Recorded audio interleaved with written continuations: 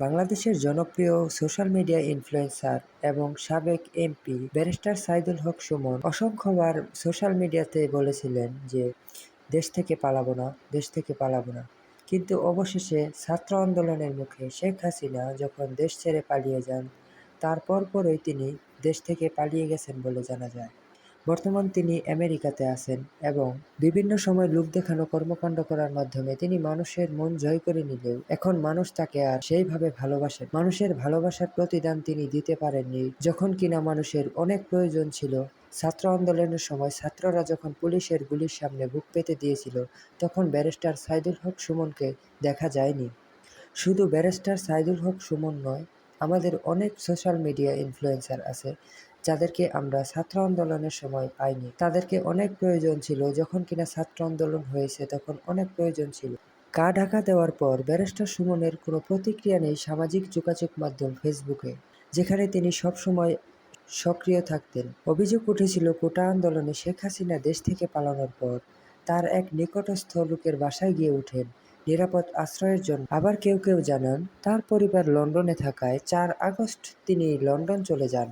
এরই মধ্যে তার বেশ কয়েকটি ভিডিও ভাইরাল হয়েছে সামাজিক যোগাযোগ মাধ্যমে, যেখানে তিনি দেশের বাইরে থেকে কথা বলছেন। প্রথমে রাস্তায় পড়ে থাকা একটি প্লেয়ারের ভিডিও করে তিনি আলোচনায় চলে আসেন। এরপর শুরু করেন একের পর এক ব্রিজ নির্মাণ। লোক দেখানো এসব কর্মকাণ্ড করে মানুষের মন জয় করে নিয়েছেন অল্প কিছুদিনের মধ্যেই।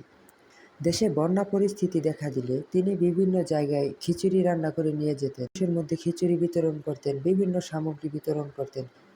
ফুটবলের মধ্যেও ছিল তার সচার উপস্থিতি। ব্যারিস্টার সাইদুল হক সুমন ফুটবল একাডেমি নামে তার একটি ফুটবল একাডেমি রয়েছে। তিনি লোক দেখানো কর্মকাণ্ডের মাধ্যমে ফেসবুক থেকে প্রচুর পরিমাণে টাকা অর্থ উপার্জন করে মানুষের মন জয় করে তিনি হয়ে যান এমপি। মূলত তার উদ্দেশ্য সৎ না থাকায় তিনি বেশি দিন এমপিত্ব তার থাকেনি, ক্ষমতার বেশি দিন তার টিকতে পারেনি।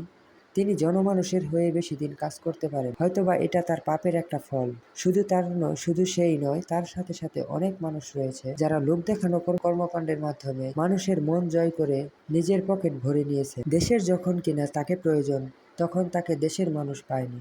সাধারণ মানুষের প্রশ্ন হচ্ছে, দেশের এই সংকটময় পরিস্থিতিতে ব্যারিস্টার সুমন সহ যাদেরকে আমরা পাইনি, আমরা তাদেরকে দেশের এই সুসময়ে আমরা তাদেরকে আমাদের কাছে চাই না। ছাত্রদের যৌক্তিক আন্দোলনকে তিনি বিএনপির আন্দোলন বলে কটাক্ষ করেন এবং ছাত্রদের মন থেকে এই কারণে তিনি উঠে গিয়েছেন। তাকে ফেসবুক সহ বিভিন্ন সামাজিক যোগাযোগ মাধ্যম থেকে আনফলো করে দিয়েছেন ছাত্ররা। লোক দেখানো কর্মকাণ্ডের মাধ্যমে তিনি মানুষের মন জয় করলেও বাস্তবে তিনি এতটা কর্মকাণ্ড এবং কাজকর্মের সাথে তিনি জড়িত ছিলেন না বলে এলাকাবাসী জানিয়েছেন। বন্যার সময় মানুষের কাছ থেকে চাঁদা নিয়ে বেশিরভাগ টাকাই তার পকেটে ঢুকিয়েছেন বলেও তার নামে অভিযোগ আসে। এমপি হওয়ার খায়েশ থেকে সামাজিক যোগাযোগ মাধ্যমে বিভিন্ন জন উন্নয়নমূলক কাজ করেছেন বলেও জানা যায়। তবে তার সকল পাপ বেরিয়ে এসেছে। সাধারণ মানুষ তাকে যেভাবে মনে জায়গা দিয়েছিল, সেভাবেই তাকে মন থেকে বের করে দিয়েছে সাধারণ। ব্যারিস্টার সুমনকে নিয়ে আপনার মন্তব্য কমেন্ট বক্সে লিখে জানান। ধন্যবাদ। সকলেই ভালো থাকবেন, সুস্থ থাকবেন। আল্লাহ হাফেজ।